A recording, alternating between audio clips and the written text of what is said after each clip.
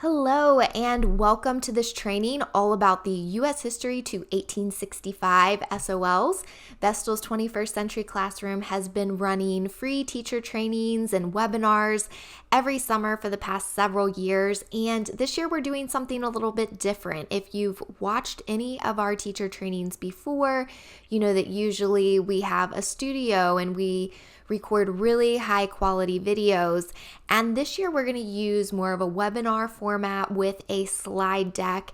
And the reason for that is with these new SOLs, we have been getting so much information last minute, and I want to be able to get this information out to you as quickly as possible. And this is the best way to do that. But the reason I share that with you is because if you have watched any of our teacher trainings before, I would love to get some feedback on what you prefer. Our email address is going to be at the end of the training, and if you just want to shoot me an email and say, hey, I prefer the old format better, or I prefer this new format better, that would help us moving forward in ensuring that you are getting what you need and what is most helpful to you. So I do not want to waste any more of your time. Let's dig straight into this information. So what we are going to be going over today is the timeline of information. We are going to be going over the grade level topics. I attended a training recently and I got some new information that fifth grade specifically is going to want to know. We're going to go over the new instructional guides. These are very different from the curriculum framework that we're used to. I attended a training all about these with the VDOE, and I have a lot of information to share with you there. We're going to go through a breakdown of the new U.S. History to 1865 SOLs, and we're going to go SOL by SOL. And you're going to see with these, some SOLs have one very minor change, and then there's other SOLs that have huge changes to them, and we're going to break all of that down for you. And last but not least, we're going to talk about SOL aligned curriculum for these new SOLs. Now, just to give you a little bit of background information about who this voice is that is speaking to you, I am Megan Vestal. I am the founder of Vestal's 21st Century Classroom, and I started this curriculum company after teaching upper elementary in Virginia for several years. I was diagnosed with some health problems that left me bedridden for 2 years and unable to teach anymore. And so I started this curriculum company from my bed in 2015, and we initially started out writing curriculum for teachers all over the globe. But I realized that my passion was writing SOL aligned curriculum for teachers in Virginia, because when I was in the classroom, I struggled so much to find SOL aligned curriculum, and I got really burned out creating everything myself. And so my goal is to be that one-stop shop for Virginia teachers so that you are not burning yourself out and spending hours and hours of your free time writing lessons and creating your own resources. Now, because upper elementary is my area of expertise, we specialize in grades 3 through 5. And as we evolved over the years, we got a lot of requests for how can I get all of your curriculum at a discounted price. So about 5 years ago, I founded the Virginia Teacher Club, which is basically everything that I ever would have wanted as a Virginia teacher. It is a curriculum library organized by SOL. All you have to do is click on the SOL that you are teaching to instantly open all of your lesson plans, your review games, your worksheets, your digital activities, your assessments for that SOL. So everything's organized and made for you. You just click and download. And the reason why I'm sharing all of this background with you is because we specialize in Virginia SOL aligned curriculum. I have been working with these new U.S. History to 1865 SOLs for many months already. My team and I have been studying these SOLs, attending trainings. We have spent hours and hours just trying to learn everything we can. And I don't want you to have to spend hours and hours learning everything that we've learned. So I want to share everything that we've learned as quickly as possible with you so that you can get back to focusing on your students, focusing on your family, all those things that are more important. So I also want to let you know that there is a link down below this video where you can download this free guide. This guide is going to help you throughout the school year. I recommend that everybody print it, keep it in a binder. It is going to have the new SOL and the old SOL side by side so that you can compare. And then next to those is going to be a breakdown of the differences between those SOLs. So it's really helpful to keep this guide in a folder throughout the year. So that way, when you start teaching these new SOLs, you can very quickly look to see, okay, what's different? What do I need to start teaching that wasn't there before? So link below this video to grab that. Now, let's very briefly talk about the timeline for these new SOLs because it has changed so many times. These SOLs have been in progress, I believe, for about 2 years, and we've heard so many different things about when's a crosswalk year, when's full implementation, when will these be tested? And so really this is an outline of those 2 years, but the big thing that I want you to know is that this school year, these new SOLs are going to be fully taught and tested. That's a big question that I have been hearing. We know that these SOLs are supposed to be fully taught this year, but will they be tested? And I have gotten confirmation from the VDOE on that yes, the spring of 2026, these SOLs will be tested. I also want to talk about the topics by grade level. You have probably seen this graphic. It has been shared by the VDOE many times. My assumption when I first saw this graphic, and the assumption of most of the teachers and administrators that I have spoken with, meant that these SOLs were supposed to be taught at each of these grade levels, meaning no longer would 5th grade have the option which SOLs were taught as they did in previous years. I've seen a lot of different things done in Virginia schools. Some Virginia schools spread Virginia studies out between 4th and 5th grade. Some schools were already teaching U.S. history to 1865 in 5th grade. And some schools created their own unique set of standards that they were using in 5th grade. There was a lot of flexibility there. Now, when I attended a training with the VDOE a few months ago, that was a big topic because this was the same thing in middle school as well, where they had some flexibility. And so this question was asked probably 2 or 3 times just to get clarity was, are we required to follow what is shown in this graphic here? And the answer that was given every single time this question was asked, and they worded it the same way every time, they said, this is what the VDOE strongly suggests. So the feedback that we got was that this is not required, but it is strongly suggested. So make sure you are checking in with your school, with your district to see what they are doing for 5th grade this year. But in a lot of my discussions with teachers and administrators, it sounds like a lot of people will be moving to teaching U.S. history to 1865 in 5th grade. Now, I've also heard a lot of questions about why are these standards changing? And I've heard it get very political, but there is nothing political around why these social studies standards are changing. The fact of the matter is there is a federal law that states that every 7 years, states must review their standards. So it's been actually more than 7 years since the social studies standards were last reviewed. I think they got an extension because of COVID, but basically by federal law, they had to review them. And it's up to the states to decide whether they want to make changes or how big the changes should be. But that is why they have changed. And the VDOE has explicitly said that when they were revising and reviewing these SOLs, they had 4 goals in mind.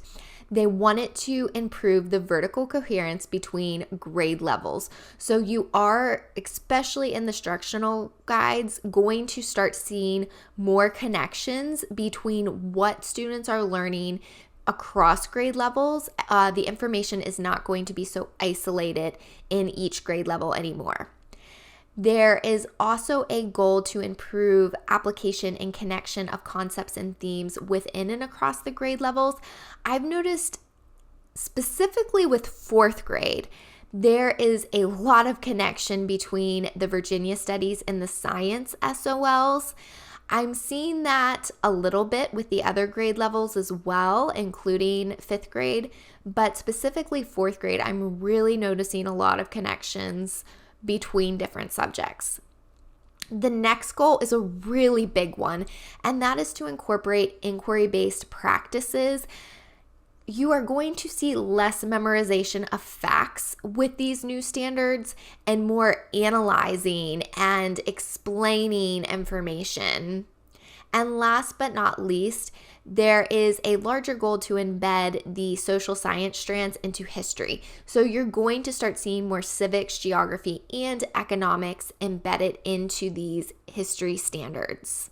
So let's talk about a few changes that we are seeing universally across all of the grade levels with all of the new SOLs. As I've already mentioned, you're going to see a greater emphasis on explaining, analyzing, and applying. There's going to be less identifying and just memorizing facts and more really analyzing the information and applying it to today. And the other big change that we are seeing across all grade levels is you're going to start noticing more African Americans, Indigenous people, and women incorporated into the SOLs. So now let's talk about these new instructional guides. In the past, we have always had the curriculum framework, and now we are starting to get these instructional guides, which are set up very differently from what we've been accustomed to in the past. The instructional guide for U.S. history to 1865 came out in December. You guys are very lucky because most grade levels are still waiting on their instructional guides. And at the time of filming this video, we're not that far out from back to school. So you guys are lucky that you already have these. So I attended a training all about these new instructional guides with the VDOE back in December when this was released. And so I want to share with you what each of the sections in the instructional guides have to do with, what information your students need to use and know, and really just how to use these guides to the best of your ability. So you're going to find that for each standard, there are 3 sections in the instructional guide. The first one is the understanding the standard section, and this is basically going to provide some additional information, define vocabulary, give you as the teacher some background information about the standard that you can also share with your students. Now, another difference with these new instructional guides is that you will notice hyperlinks all throughout them, and that was something we were told was going to be a big thing with these, is that they will constantly update them with links and interactive information. Now, when I had first heard that, I thought that meant digital activities that we can be using with students, but I'm noticing that as I go through and I click on these, a lot of the information found in these links is not so much student focused, especially if you're teaching elementary. You may find some things like maps and images that you can project and show to your students, but the majority of articles that are linked here, I have found are not the most accessible for elementary. The reading levels are beyond 5th grade. I know my students as an upper elementary teacher would have struggled with a lot of the passages that I've seen linked in websites. So that's one thing to just be aware of, but I do recommend that you check them out because you may find, like I said, a map, an image, a museum that you can use a virtual field trip for. So still make sure that you check those out, but just be aware of that. Now, the second section is called Concepts and Connections. And the most important part of this section is the supporting questions. We were specifically told by the VDOE in the training that I attended that the supporting questions models the type of questions that should be used on assessments. And the indication that we got from that statement was that not only should you be using these on your in-class assessments, on your benchmarks, but that these are also likely the types of questions that students will see on the SOL test. So definitely make sure that you take a look at those questions, that you're introducing your students to similar questions to help them practice for what they're going to see on the test. And like we've talked about, a lot of these questions really have them analyzing information or applying it to situations that are happening today. So make sure to practice with those questions. The last section in the instructional guide is called the skills in practice, and we're going to be talking about SOL skills in just a minute. But basically, this is a list of suggested activities. I emphasize suggested here. They're not required, but they are all great ideas to incorporate into your lessons. If you're struggling with coming up with activities, check out this list. But they are suggested activities that cover the standard while also incorporating the social science skills that we're going to talk about in just a minute. Now, something that was repeated several times, and this is a direct quote in the training that I attended, was that understanding the standard, supporting questions, and skills in practice provide everything needed to teach the standard. That was repeated many times, word for word, what I have right here. And the gist that I got from that being repeated is that the information found in these 3 sections is exactly what students need to know for the SOL test. Now, we won't know for sure until we see an SOL test in the spring of 2026, but there were a lot of questions being asked in regards to which parts of this instructional guide will be tested, and this was the response that was given every single time that question or a similar question was asked. Now, I said we were going to talk about social studies skills. The first SOL listed for every grade level from now on now just says skills. It is not a numbered SOL, and these skills should be incorporated and taught throughout the school year. I actually think that's why, I don't know this for certain, but I think that's why they stopped numbering this SOL, because I used to get a lot of emails from teachers asking, why don't I have resources that cover the very first numbered SOL, so one for each grade level, and that was always the list of skills before. And I would always say, because those skills are incorporated in all of our lessons throughout the school year. And so I think a lot of teachers thought that those should be taught in isolation, those skills, but that was never really the goal with the skills. So hopefully by removing it as a numbered SOL, it makes it more clear that you should be embedding those skills throughout the school year. Now, there's 2 places in the instructional guide that you can go to for suggestions on how to embed the skills into your instruction. The first is in the skills section with each SOL that I just showed you with those suggested activities.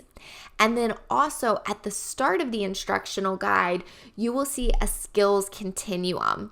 And basically that is going to break down each of the skills and then provide the units and suggested activities that you can use in those units to help cover that skill.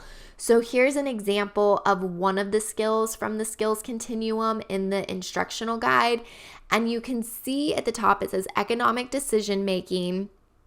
And for both grades 5 and 6, it is letter G on the skills list. And then you can see down below, you could easily work this skill into your Colonial America unit, or you could work it into westward expansion when you're teaching inventions and innovations, and it provides suggested activities that you can use to incorporate that skill. Now, let's dig into, this is often the thing that I find that teachers want to know the most, and that is, How much have these standards changed? So let's go SOL by SOL and talk about how much the standards have changed. Like I said, you're going to find some, like this first one right here, that just has one change to it. And then as we move on, particularly some of the last SOLs, you're going to find significant changes. So our first SOL is going to be Geography of North America. This one I found is mostly the same as it was before. The only difference is now students have to identify all 50 states, which will be a challenge for some students that struggle with geography or memorization, but they do need to be able to identify all of those states on a map. The next SOL is going to be Indigenous people. This one is also mostly the same as it was before. The only difference is the Cherokee have now been added to the list of tribes that students are expected to identify and describe. You'll see that the list of tribes is no longer listed within the SOL itself, but when you get into the instructional guide, it will list all of the tribes, and all of the tribes that were previously part of the SOL are still there, but the Cherokee have been added. The third SOL is Early Explorers. This is another one that is mostly the same to the previous Early Explorers SOL. The only differences you're going to see here is that in addition to English, French, Portuguese, and Spanish exploration, they've also added Dutch exploration to the SOL. And then previously, there was a part of the SOL that had to do with describing West African societies and the transatlantic slave trade.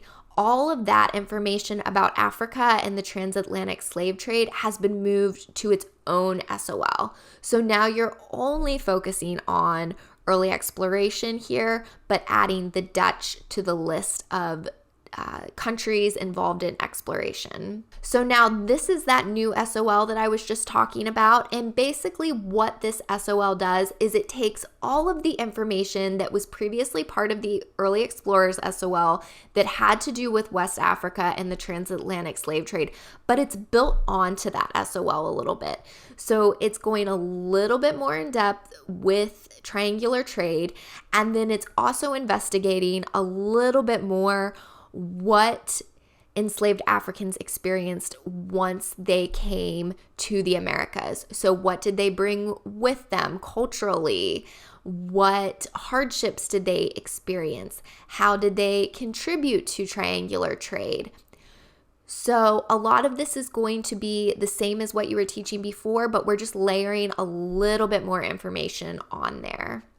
Next up, we have colonial America. And one thing I noticed that is different with this SOL is you are still examining all the 13 colonies, but there is more emphasis on Virginia's role within the 13 colonies. And if you remember, we talked about one of the goals the VDOE has is for there to be more coherence and connections between grade levels. So that information about Virginia's role specifically in the economy of the 13 colonies is really just a continuation or review of what they learned in Virginia studies. Some other things that have changed is previously there was a list of the types of colonists students were expected to be able to describe. So landowners versus farmers, women, indentured servants, enslaved Africans. There is one new group of people that have been added, and that is the clergy. They'll now explain their role in colonial life. And then last but not least, the French and Indian War has been added to colonial America. And you'll see when we look at the American Revolution, there is a lot of overlap with that topic in the next SOL. So one thing I found was with American Revolution and colonial America is the French and Indian War has been added to both of those. But when I dig into the instructional guide, the information that students are expected to know related to the French and Indian War is pretty much the same for both the 5th and the 6th SOLs. So you can start that information when you're teaching colonial America and then just review it with the American Revolution. The other big changes to this SOL is the list of people students are expected to know and the events and battles students are expected to know have changed. There's definitely more there. And to get the complete list of all of those changes, make sure you download that guide that I shared with you before we started digging into these, because I have listed out all the people and events that have been added within that guide to make it really quick and easy for you. I will say some of the biggest things that I've noticed is there's a big emphasis on Thomas Paine and common sense. There's also a lot more African Americans incorporated, such as Crispus Attucks and James Armistead Lafayette. So those are the big differences that I noticed with people, but make sure to grab that guide for the complete list. Next up, we have early American government, and this is one of the standards that had some of the biggest changes to it. So the way I view this standard now is previously it was mostly just the Constitution and then the first 5 presidents. Now it is the Constitution and the structure of early American government, and it's going to go a lot more in depth with both of those. So specifically as it relates to the Constitution, previously, students were just naming the flaws in the Articles of Confederation, but now they are going to be looking at specific events that show the flaws with the Articles of Confederation and really analyzing those events to prove how those events showed the flaws and why a new constitution was needed. They are also going to be looking at influences of Virginia on the Constitution, and this is really a review of what they learned in Virginia studies, looking at documents written by George Mason and Thomas Jefferson that influenced the Constitution and the Bill of Rights. Previously, they were really just looking at the Bill of Rights and summarizing each of the amendments. But now they're going to get more into explaining why the Bill of Rights was needed and how it came about. Students will also spend more time explaining differences between Federalist and Anti-Federalist and examining how the Federalist Papers influenced decisions to ratify the Constitution and incorporate a Bill of Rights. Students will also be examining how we celebrate the Constitution today. So that is all of the new stuff added as it relates to the Constitution. But there's also a lot of new stuff added that relates to the structure of early American government. Previously, students were expected to describe the major contributions of the first 5 presidents. You're not going to see that listed in the SOL anymore, but it is part of the instructional guide. So you will still be teaching those first 5 presidents. But the big thing is you are also going to be teaching the 3 branches of government. And you're going to be discussing how each of those branches developed and what they look like. A big part of that is going to be explaining how the judicial branch of government developed and judicial review. You will also be looking at how we became a 2-party system and how Washington, D.C. was chosen as the nation's capital and the role of Benjamin Banneker in developing the nation's capital. Next is westward expansion, and this is another one with a ton of additions to it, and the additions are all over the place, from how new territories and states were acquired, foreign policies, reform movements. There's just a lot here. So let's just kind of quickly move through this list. I know previously a lot of us were already teaching Sacagawea when it came to the Lewis and Clark expedition, but now she is specifically cited within the SOLs. You are also going to be teaching the Mexican-American War, the War of 1812, and you'll be talking about Andrew Jackson's role in each of those. You're going to be sharing how the Monroe Doctrine established foreign policy for the United States and how it is still used in modern times. You'll be talking about religious motivations that influenced westward expansion and manifest destiny. A lot more information is incorporated related to Indigenous people during westward expansion and their forced removal. So you'll be talking about the Seminole Wars in addition to the Indian Removal Act and the Trail of Tears. You'll be studying demographics related to the arrival of immigrants, and Chinese and Irish immigrants are specifically called out in the instructional guide. And there's also a lot of changes to what students are expected to know regarding reform movements. Previously, the abolitionist and women's suffrage movements were somewhat part of this standard, but what they are expected to know and who they are expected to know related to those movements has changed quite a bit. So this is another area where make sure you download that guide that I shared with you, because I break down each of those people and publications, documents related to the abolitionist and women's suffrage movements that are specifically called out that students should be able to identify or analyze. And the last SOL is still going to be the Civil War. The big addition here is the addition of Sherman's March to Sea and the role of that in ending the Civil War. And then the other two changes mostly have to do with things that were already part of the SOLs. So Lincoln was already a huge part of this SOL for obvious reasons, but now students are going to be analyzing speeches and text by Lincoln. So specifically the Gettysburg Address, the Emancipation Proclamation, and his two inaugural addresses.